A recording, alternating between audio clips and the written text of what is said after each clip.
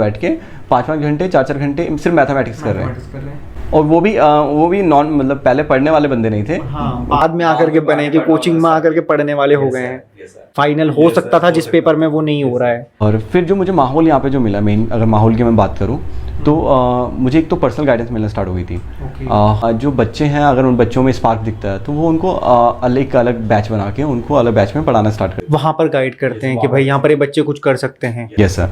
तो मतलब जो 2 घंटे 3 घंटे की जो कोचिंग थी, उसके अलावा भी हम 3-3 घंटे 4-4 घंटे एक्स्ट्रा उसी रूम में बैठते थे, वहाँ पे अपनी प्रैक्टिस करते थे और हमारा एक अच्छा सा ग्रुप भी बन गया था सर। सर ऑफलाइन तैयारी करना मुझे लगता है कि बेटर है अगर आप लोग एकदम बिगनर हो। सर समंदर है सर, मतलब ऑनलाइन कंटेंट जो है, हाँ वो आपको डुबा भी सकता है। सर फिजिकल से कुछ दिन पहले ही एक ट्रैक पे गया था, तुंगनाथ ट्रैक पे, तो वहाँ पे मेरे पैर में LCL इंजरी हो गई सर, उसकी वजह से मैं फिजिकल नहीं दे पाया। हेलो एवरीवन, स्वागत है आपका पाठशाला ऋषिकेश के यूट्यूब चैनल पर। हमारी जो एसएससी सीजीएल 2022 के रिजल्ट की कड़ी है, उस कड़ी में आज इंटरव्यू है एक ऐसे एस्पिरेंट का, एक ऐसे कैंडिडेट का जिसने अपने डेडिकेशन और हार्ड वर्क के साथ साथ पेशेंस के साथ इस एग्ज़ाम की तैयारी करी। कई एग्ज़ाम्स ना निकलने के बाद भी एग्ज़ाम में लगातार हार्ड वर्क किया और अपनी फाइनल सिलेक्शन एसएससी सीजीएल 2022 में पोस्टल असिस्टेंट की पोस्ट पे लिया। हमारे साथ हैं विनय लसियाल। विनय, बहुत बहुत स्वागत है आपका। Thank you so much sir. SSC CGL की हम बात करेंगे विनय से, जानेंगे कि कैसे न्यू एस्पिरेंट्स को तैयारी करनी चाहिए, क्या शेड्यूल रहे, क्या स्ट्रेटजी रहे और कैसे उन्होंने तैयारी करी। सबसे पहले ये कि विनय, ये एसएससी सीजीएल 2022 था और इसमें आपका सिलेक्शन किस पोस्ट पे हुआ है? Sir postal assistant and sorting assistant इस पे आपका पोस्ट पे हुआ है। और इससे पहले आपका सिलेक्शन हुआ था एसएससी CHSL 2021 से सिलेक्शन हुआ था, सेम पोस्ट पर ऐसे है ना। तो एसएससी CHSL में भी इन्होंने सिलेक्शन लिया है, फाइनल सिलेक्शन 2021 में लिया है और ऐसे कई सारे एग्जाम्स हैं जिनमें इन्होंने मेंस दिया है। तो हम जानेंगे कि विनय की क्या तैयारी थी, विनय का एजुकेशनल क्वालिफिकेशन क्या था और कैसे कैसे तैयारी आगे चली। तो शुरू करते हैं दोस्तों। अगर आपके कोई भी क्वेरी हो तो आप हमें कमेंट सेक्शन में भी पूछ सकते हैं या विनय से भी डायरेक्ट पूछ सकते हैं, ठीक है। तो विनय, एजुकेशनल क्वालिफिकेशन, क्योंकि आपने जो तैयारी करी है अभी तो आपका फाइनल सिलेक्शन हो गया है, लेकिन इसमें एजुकेशनल क्वालिफिकेशन क्या थी आपकी? सर मैंने अपनी 11th to 12th PCM से करी थी। ओके। और उसके बाद मैंने सिंपल BSc ऑप्ट की थी यही ऋषिकेश के PG कॉलेज से, एंड BSc PCM से की। अच्छा। उसके बाद मैंने MSc में एडमिशन लिया, बट मैंने ड्रॉप कर लिया था फर्स्ट ईयर में ही, क्योंकि मैं पूरा फोकस हो गया था कि अब SSC में ही अच्छा एग्ज़ाम देना है, इसलिए आपने वो ड्रॉप कर दिया था। तो आपने साइंस साइड से पढ़ाई की है, फिर आपने BSc किया और MSc को ड्रॉप किया ताकि आप तैयारी कर सकें, ठीक है। तो मतलब SSC जो ये आता है जिसमें हम सिलेक्शन भी आपका फाइनल हुआ है, तो SSC की तरफ आपका कैसे आना हुआ या SSC को कैसे आपने एज अ कि गवर्नमेंट जॉब्स में करना है तो SSC ही ऑप्ट किया, ये कैसे और क्यों हुआ? सर इसके स्टार्टिंग मतलब होती है, मैं जब कॉलेज 3rd ईयर में था, ओके, तब तक मैं मस्ती मजाक में ही कॉलेज की मस्तियों में वगैरह में बिजी था, मेरा म्यूज़िक वगैरह चल रहा था। बट मेरे कुछ फ्रेंड्स थे जो पढ़ने में काफ़ी अच्छे थे और जिनको गवर्नमेंट जॉब करनी थी। तो अच्छी दोस्ती की वजह से क्या हुआ कि उन्होंने मुझे बताया कि उन्होंने एक कोचिंग है ऋषिकेश में, पाठशाला नाम की, उन्होंने वो ज्वाइन कर लिया है। तो जब उन्होंने ज्वाइन की तो क्योंकि अब मुझे ये भी लगने लग गया था कि अभी ये जो म्यूज़िक वगैरह है ये अनस्टेबल है थोड़ा सा, ओके, एक कैरियर, अच्छा कैरियर थोड़ा अनस्टेबल है यहाँ पे।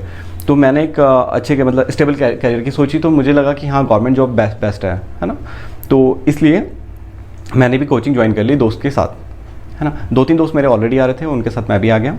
एंड फिर यहीं से मुझे डायरेक्शन मिली कि मुझे क्या पढ़ना है, क्या, क्योंकि मैं PCM से हूँ और PCM से यहाँ पे आने में मतलब जैसे GS वगैरह में काफ़ी डिफ़िकल्टी आती है। स्टार्टिंग में लगता है कि डिफ़िकल्ट होगा, बट करने पे सब इजी हो जाता है। तो ये सीन रहा सर यहाँ पे आने का।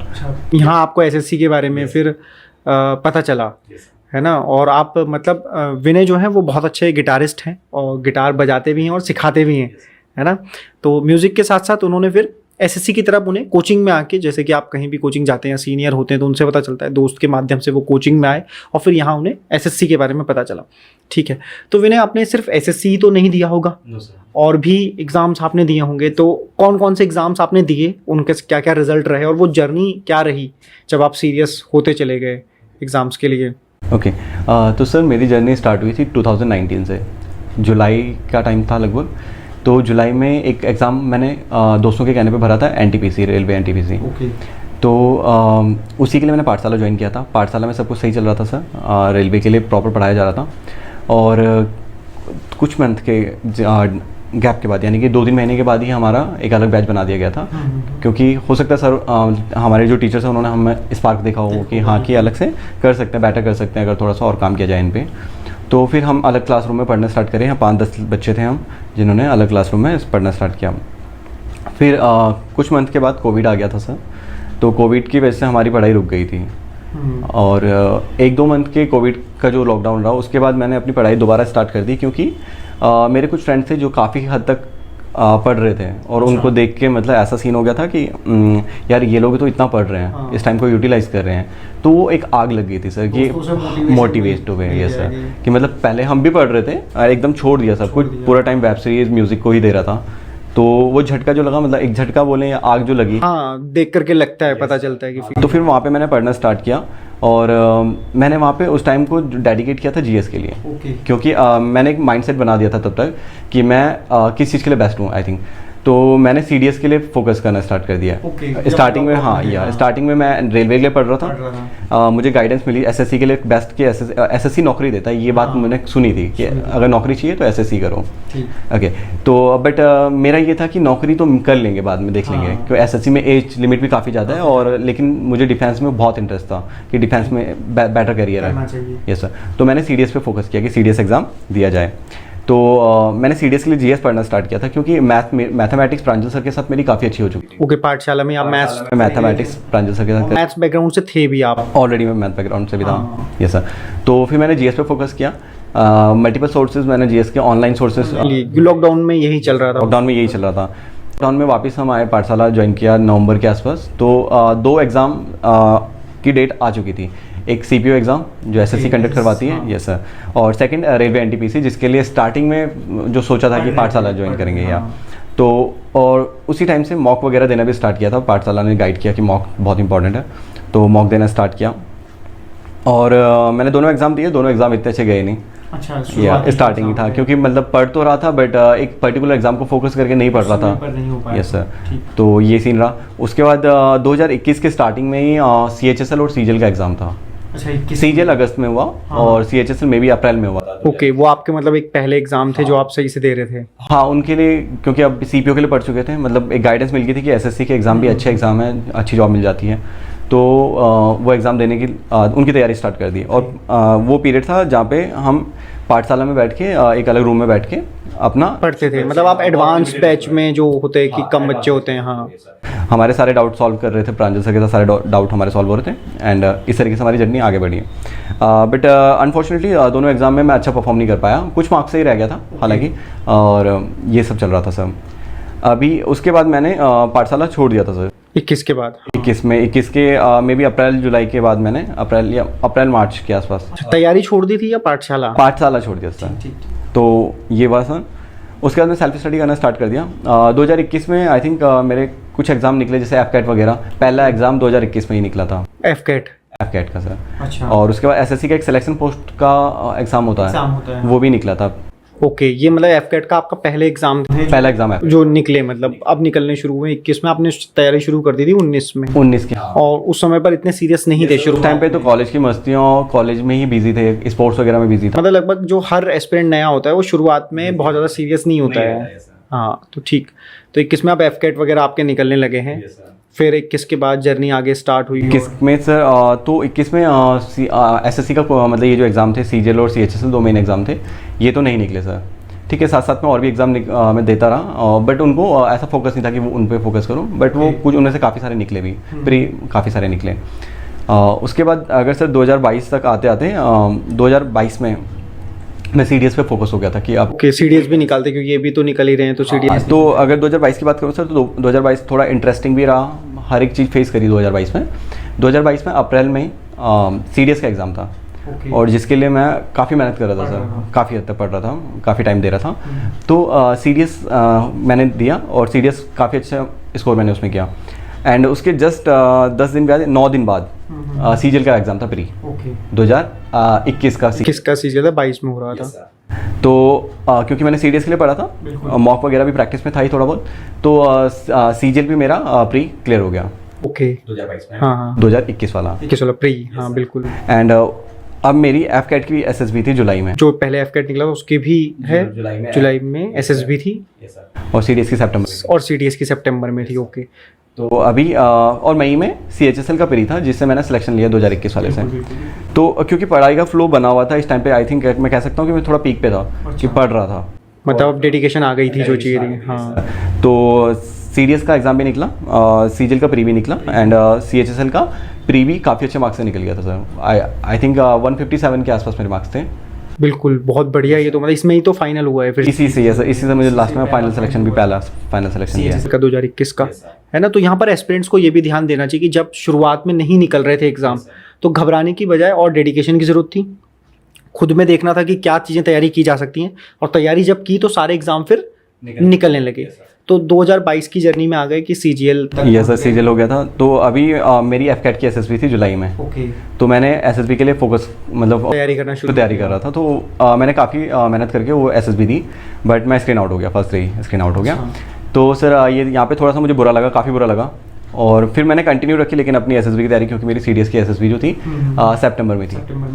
अभी मैं मतलब क्योंकि पढ़ाई थोड़ा कम हो गई थी और एसएसबी की जो प्रिपरेशन थी वो थोड़ा बढ़ गई थी, तो मैंने अपनी मतलब ये 4 सितंबर को सीडीएस का सेकंड एग्ज़ाम था। ओके, और 5 को मेरी एसएसबी थी। तो और इससे जस्ट पहले सीजीएल का मेंस भी था। तो मेंस के लिए क्योंकि पढ़ तो रखा नहीं था, तो मेरे सिर्फ दोस्त के कहने पे, वही दोस्त जो मुझे पाठशाला लेके आया, जिसने मुझे पढ़ाई में लेके आया, वो हमेशा सही गाइड करता है कि हाँ कर तू कर, है ना। तो उसने कहा कि कोई बात नहीं, मेंस दे देते हैं, एक एक्सपीरियंस मिलेगा, अगली बार के लिए कर लेंगे फिर। तो उसके कहने पे मैं मेंस देने आ गया, दे दिया मेंस। उसके बाद सीडीएस का एग्ज़ाम दिया, एसएसबी दी, दोनों ना ही एग्ज़ाम हुआ ना ही एसएसबी हुई, और ये डाउनफॉल स्टार्ट हो गया, ना ही सीजीएल का मेंस निकला। जहाँ एक तरफ प्री निकल रहा है लेकिन फाइनल नहीं हुआ इनमें से किसी में भी सर। तो ना ही मतलब तीनों चीज़ों में मुझे फेलियर देखना पड़ा। और ये वो टाइम था जहाँ पे मुझे लगने लग गया था कि यार अब तो मैं कर सकता हूँ, हो रहा है, अब विश्वास आ गया था, मतलब वो अभी हो सकता है, क्योंकि पढ़ लिया, काफ़ी पढ़ लिया था सर उस टाइम तक। फिर नेक्स्ट एग्ज़ाम था सीपीओ का। ओके, सीपीओ 2022 वाला। तो सीपीओ का एग्ज़ाम मैंने बहुत ध्यान से दिया सर, मतलब बहुत पढ़ के दिया, क्योंकि अभी फेलियर से उभरने की कोशिश करी है, पढ़ना सही से पढ़ना ही पड़ा। एंड फिर 2022 में ही दिसंबर के मंथ में सीजीएल का प्री था 2022 वाला। तो ये दोनों एग्ज़ाम मैंने काफ़ी अच्छे तरीके से दिए, और दोनों से अच्छे मार्क्स मैंने प्री क्लियर किया पहले। ये सर। और फिर 2023 में जो टाइपिंग वगैरह थी सर, सीएचएसएल की टाइपिंग थी। यहाँ पर मैं कहूँगा कि एस्पिरेंट्स को थोड़ा सा ध्यान से सुनना, जो टाइपिंग वाला प्रोसीजर रहा है कि कितने कम टाइम में टाइपिंग की है, तो वो बता दो जरा डेडिकेशन की। अब सीएचएसएल की टाइपिंग का टाइम आ गया है। तो सर एक्चुअल में क्या हुआ कि सीएचएसएल की टाइपिंग से पहले भी एक फेज था सर रिटर्न का। अच्छा, हाँ बिल्कुल, डिस्क्रिप्टिव का। और वो जस्ट क्या हुआ था कि मेरी जो सीडीएस का एग्ज़ाम मैंने 4 सितंबर को दिया था, और उसके 15-20 दिन बाद का टाइम 18 का, आई थिंक 18 सितंबर को उसका टीयर 2 जो डिस्क्रिप्टिव एग्ज़ाम होता है वो था। तो इसी गैप में 15-20 दिन के गैप में ही मैंने टीयर 2 क्वालिफाई किया। हाँ, क्योंकि अभी फेलियर्स के बाद मतलब एक वो लग जाता है ना सर, धक्का लग जाता है कि अब करना ही है, तो कम टाइम है तो करो। हाँ बिल्कुल, ऑप्शन खत्म होते जा रहे थे। फिर उसके लिए डिस्क्रिप्टिव एग्ज़ाम के लिए मैंने काफ़ी प्रैक्टिस करी, और वो भी अच्छे मार्क्स से 61 मार्क्स मेरे उसमें थे। तो जो कि ठीक ठाक स्कोर था, कि एग्ज़ाम सिलेक्शन तक लेके गया, तो आई थिंक ठीक स्कोर था। Yes sir. तो उसके बाद जैसे मैंने बताया कि सीजीएल और सीडीएस दिया, सीपीओ और सीजीएल दिया। उसके सीजीएल दिसंबर में था, और जनवरी की 6 जनवरी को टाइपिंग का टेस्ट था। तो लगभग एक गैप मिला था 20-25 दिन का। तो इस 20-25 दिन में मैंने 6-6 घंटे प्रैक्टिस करी है सर। लास्ट के 2 वीक तो एटलीस्ट मैंने 6-6 घंटे टाइपिंग करी है। सिर्फ बैठ के टाइपिंग ही करी है 6 घंटे? इस मतलब थोड़ा गैप लेके, मतलब 1 घंटे किया, थोड़ा गैप लिया, थोड़ा कुछ पढ़ लिया, फिर 1 घंटे का गैप, इस तरीके से पूरे दिन के अंदर 6-7 घंटे में, एक दिन में आप 6-7 घंटे कर रहे हो कि टाइपिंग कर रहे हो? ये सर। मैंने इससे पहले कभी टाइपिंग के लिए कोई कोर्स वगैरह ऐसा कुछ नहीं, कभी नहीं किया था। बहुत कभी यूज़ कर लेते थे, बट वो भी फॉर्मल तरीके से तो कभी नहीं किया था। तो कई बार तो बच्चे पूछते हैं कि हम पढ़े कितने घंटे? भाई टाइपिंग ही जब 6 घंटे करनी पड़ रही है, तो पढ़ो तो आप उससे ज़्यादा, जितनी ज़रूरत है। नहीं, अगर आप तो sir I think typing mains के एग्जाम के साथ ही होती है। हाँ बिल्कुल। तो तो मैं ये मानता हूँ कि स्टूडेंट्स को साथ में स्टार्टिंग से ही टाइपिंग को लेके चलना चाहिए साथ में, क्योंकि बहुत इंपॉर्टेंट फैक्टर रखता है। ठीक है। फिर मतलब आप सीजीएल की तैयारी करते हुए सीएचएसएल का टाइपिंग दिया, तो उसमें फाइनल सिलेक्शन हुआ 2021 में। फिर फिर आगे सर 2023 में CPO का वो था सर, फिजिकल था। और मैं फिजिकल से कुछ दिन पहले ही एक ट्रैक पे गया था, तुंगनाथ ट्रैक पे, तो वहाँ पे मेरे पैर में LCL इंजरी हो गई। हाँ, इंजरी हो गई सर, उसकी वजह से मैं फिजिकल नहीं दे पाया, जबकि मार्क्स अच्छे थे सर। अच्छा, ये मतलब CPO जो डिफेंस में जाने का मन था वो CPO ही पूरा कर पा रहा था SSC से। और वो फाइनल हो जाता उसमें CPO में, क्योंकि उसमें प्री ज़्यादा इंपॉर्टेंट है, फिर मेंस तो करते ही। ठीक, तो उसका फिजिकल नहीं दे पाया। अब अगेन सर दोबारा से आग लगी। भैया ये फाइनल हो सकता था जिस पेपर में वो नहीं हो रहा है। उसके बाद एक ही एग्जाम था मार्च में, CGL का मेंस। तो अब जो आग लग चुकी थी कि अब क्योंकि सब कुछ हर जगह फेलियर्स देख रहा हूँ, हाँ। तो अब एक ही लास्ट ऑप्शन है कि जिसका मैंने प्री निकाल रखा है, हाँ। और एक ही एग्जाम देने के बाद मैं सिलेक्शन तक पहुँच सकता हूँ। इसके बाद और कोई भी जैसे पहले था, तो पहले बहुत सारे फेजेस थे, 2-3 फेज और थे, ये लास्ट फेज था। तो उसके लिए प्रैक्टिस करी सर, काफ़ी प्रैक्टिस करी। प्रैक्टिस ही कहूँगा मैं, क्योंकि पढ़ तो ऑलरेडी चुके थे। हाँ। तो मैक्सिमम टाइम रिवीजन और मॉक प्रैक्टिस को और उनको एनालाइज करने में दिया सर। तो इस तरीके से फिर CGL का मेंस भी निकल गया सर। तो ये जिसमें आपका फाइनल सिलेक्शन हुआ है CGL में, तो ये पूरी एक तैयारी थी, एक पूरी जर्नी थी, जिसमें उन्होंने 2019 से बताया कि भाई 2019 से पढ़ना स्टार्ट किया ऑफलाइन कोचिंग में, फिर लॉकडाउन के ड्यूरेशन में भी दोस्तों को देखा तो यूटिलाइज़ किया। 21 में फेलियर आने शुरू हुए, शुरू में एग्ज़ाम नहीं निकले, बाद में एग्ज़ाम निकलने शुरू हुए, फिर एग्ज़ाम निकलते चले गए। तो ऐसा नहीं कि सब में ही कॉन्टिन्यू, तो सारे एग्ज़ाम निकाले, उसके बाद फाइनल में भी पूरी कोशिश करी। और अगर CHSL 2021 की बात की जाए तो फाइनल टाइपिंग में देखो 6-7 घंटे दिए हैं। तो मतलब फाइनल सिलेक्शन लेने के लिए थोड़ी सी आग आपको ज़रूरी है, आपके अंदर इनकरेज होने, आपके दोस्त होने ज़रूरी हैं जो आपको सही गाइडेंस दें, सही कोचिंग में ले जाए। नहीं तो ये सारी चीज़ें हैं। तो ये तो SSC के बारे में थी। अब आते हैं कि SSC CGL की जो तैयारी की, जो इन्होंने बताया कि ये तो एग्ज़ाम देने के ड्यूरेशन में इनका था। तो अगर मैं SSC CGL या SSC के किसी भी एग्ज़ाम की तैयारी की बात करूं, है ना, तो उसकी क्या स्ट्रेटजी हो सकती है तैयारी करने की? जो स्ट्रेटजी आपने अपनाई कि क्या करना चाहिए कि मैं CGL निकालूं, या कोई बच्चा जो नया बच्चा है, न्यू एस्पिरेंट है, वो SSC CGL के लिए अपनी स्ट्रेटजी कि ये स्ट्रेटजी फॉलो करे जिससे उसका सिलेक्शन हो पाए? ओके सर, CGL के लिए तो आई थिंक कि काफ़ी ईजी स्ट्रेटजी ईजी हो सकती है। हम ज़्यादा ना पढ़ के लिमिटेड पढ़ें और एग्ज़ाम निकाल सकते हैं। उसके लिए सर मैं स्ट्रिक्टली मेरा ओपिनियन है कि हम फोकस करें प्रीवियस ईयर क्वेश्चंस पे। ओके, आपने भी प्रीवियस ईयर क्वेश्चन ही किए हैं? यस सर, मतलब मुझे लगता है कि प्रीवियस ईयर क्वेश्चन से ही पेपर आता है, और एटलीस्ट 70% क्वेश्चन तो आई थिंक सिर्फ डिजिट वगैरह चेंज करके या क्वेश्चन का हल्का सा मतलब मॉडिफाई करके 70% पेपर सेम आता है, 70 to 80% आई थिंक। तो आपने अपनी स्ट्रेटजी में मतलब प्रीवियस ईयर क्वेश्चंस को ज़्यादा वेटेज पे रखा हुआ है, चाहे वो मैथ्स के हों, रीजनिंग के हों, इंग्लिश के हों, या GS के ही पेपर हो, तो प्रीवियस ईयर क्वेश्चंस को CGL के लिए करना चाहिए।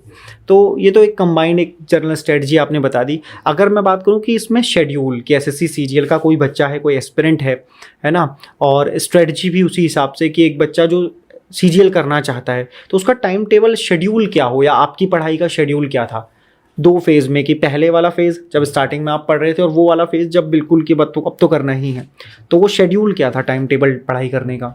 सर स्टार्टिंग में मैंने तो एक कोचिंग ज्वाइन करी हुई थी, पाठशाला ऋषिकेश, हाँ। है ना। तो यहाँ पे स्टार्टिंग में मैंने सिर्फ 2 सब्जेक्ट कह सकते हैं जिन पे फोकस किया था, वो मैथमेटिक्स और रीजनिंग। ओके, इंग्लिश भी अभी मैं क्योंकि NTPC के लिए तैयार कर रहा था, तो इसमें इंग्लिश नहीं आती थी। तो कुछ मंथ के बाद इंग्लिश भी स्टार्ट कर दी थी, बट जस्ट स्टार्टिंग में मैंने सिर्फ मैथमेटिक्स और रीजनिंग स्टार्ट करी थी, और जिसको मैं मैक्सिमम टाइम दे रहा था। इसके अलावा GS के जो क्लास में पढ़ाया जा रहा था, ठीक है, उतना उसी को थोड़ा बहुत रिवाइज कर रहा था, और उतना ही, कुछ भी एक्स्ट्रा नहीं। कभी कभी लूसेंट से थोड़ा स्टैटिक पोर्शन पढ़ लेता था, है ना, इतना ही कर रहा था सर स्टार्टिंग में।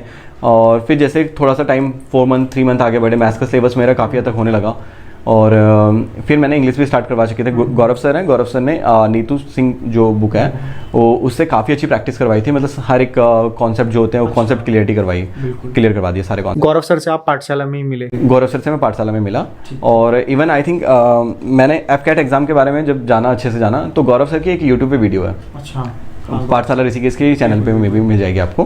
तो उन्होंने बताया था कि अगर आप SSC या डिफेंस की किसी भी एग्जाम की तैयारी कर रहे हो तो FCAT एक ईजी एग्जाम हो सकता है टारगेट करना। ईजी एग्जाम, क्योंकि मैथमेटिक्स मतलब उसकी कट ऑफ थोड़ा डाउन जाती है, और उतना लेवल टफ नहीं है, आराम से आप कर सकते हो। तो स्टार्टिंग में इंग्लिश वगैरह भी स्टार्ट कर चुका था, और ये 3-4 चीज़ें लेके कर रहे थे शुरुआत में। बट अगर मैं रिकमेंड करता हूँ कि स्टार्टिंग में मैथ, रीजनिंग और इंग्लिश को स्टार्ट कर लें, पहले स्टार्ट कर लें। अगर आप SSC की कर रहे हो तो, क्योंकि वहाँ पर मैथ्स, इंग्लिश और रीजनिंग ही प्रोमिनेंट है, अगर किसी के ये 3 सब्जेक्ट अच्छे हो जाते हैं तो सिलेक्शन पाना आसान हो जाता है। Yes sir. स्टार्टिंग में कोई भी बुक वगैरह फॉलो नहीं कर रहा था। मैथमेटिक्स के लिए मैं प्रांजल सर हमें पीडीएफ देते थे, कुछ पाठशाला के रिटर्न जो पीडीएफ में क्वेश्चंस होते थे वो देते थे, और किरण की जो पीडीएफ होती थी वो भी देते थे। क्योंकि हम भी प्रीवियस ईयर कराने पे ज़्यादा फोकस रखते हैं कि भाई प्रीवियस ईयर कर लो तो काफ़ी हद तक एग्जाम के नज़दीक पहुँच जाओगे आप, है ना। तो स्टार्टिंग में मैथमेटिक्स में मैं डेली जितना मुझे टाइम मिलता था कॉलेज वगैरह के साथ में, म्यूजिक के साथ में, तो मैं लगभग 50 क्वेश्चन 100 क्वेश्चन करते थे। तो उसके बाद धीरे धीरे आगे बढ़ा, मैंने जीएस वगैरह भी पढ़ना स्टार्ट किया क्योंकि मुझे लॉकडाउन का टाइम अच्छा मिल गया था। तो लॉकडाउन में मैंने जीएस पढ़ी, जिसमें मैंने पॉलिटी को एक काफ़ी लोग कहते हैं कि मतलब जीएस में क्या क्या यस सर। तो मैंने जो पढ़ा है मैं पहले वो बताता हूँ, फिर आप लोग क्या फॉलो कर सकते हो वो मैं बताता हूँ, है ना।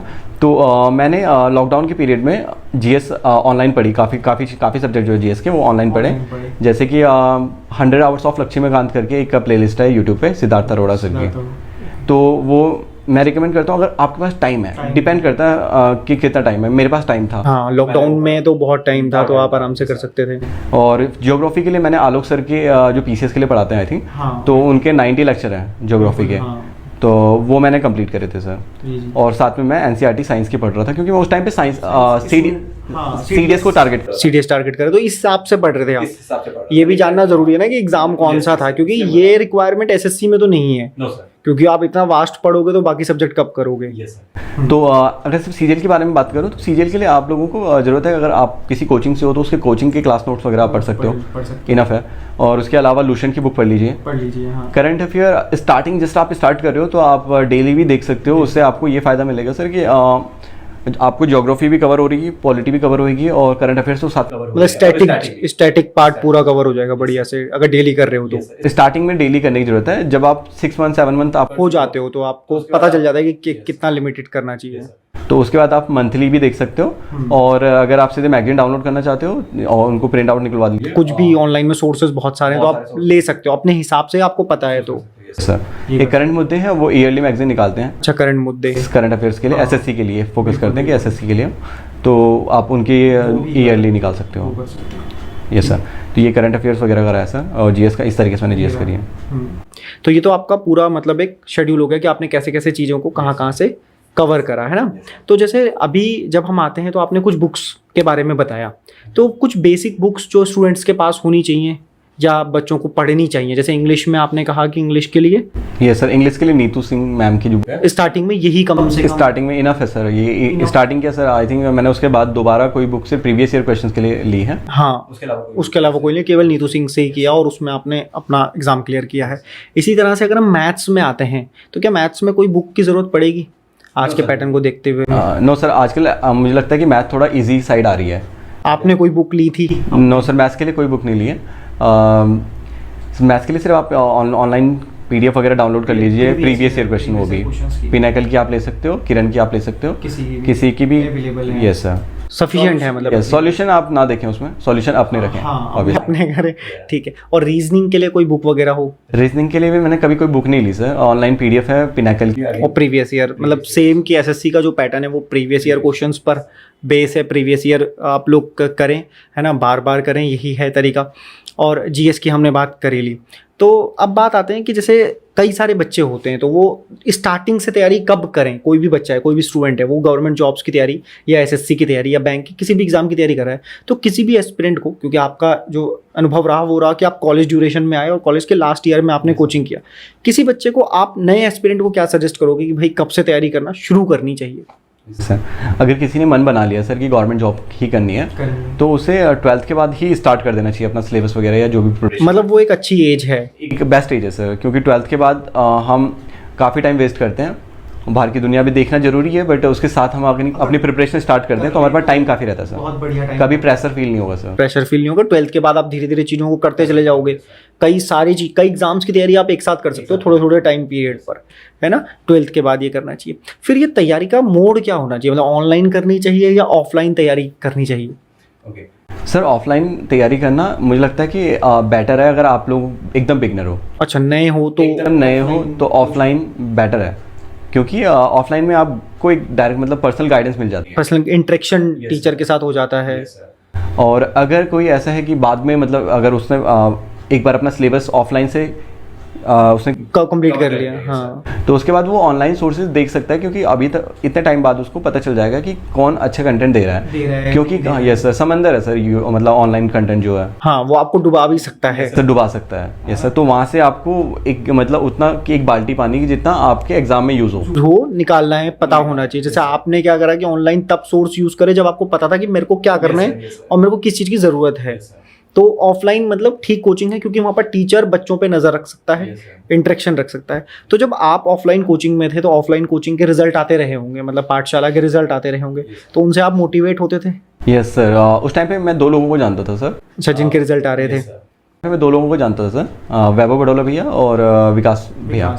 तो इन दोनों ने मतलब उस टाइम पे रिजल्ट प्री निकालना स्टार्ट किया। हाँ, एसएससी वगैरह के जब आप लोग जस्ट हम स्टार्ट ही कर रहे थे, तो इन्होंने काफ़ी मोटिवेट किया। मैं देखता था वैभव भैया क्लासरूम में बैठ के, नीचे अलग क्लासरूम में बैठ के 5-5 घंटे 4-4 घंटे सिर्फ मैथमेटिक्स कर रहे हैं, और वो भी नॉन मतलब पहले पढ़ने वाले बंदे नहीं थे, हाँ, बाद में आकर के बने कि कोचिंग में आकर के पढ़ने वाले हो गए हैं।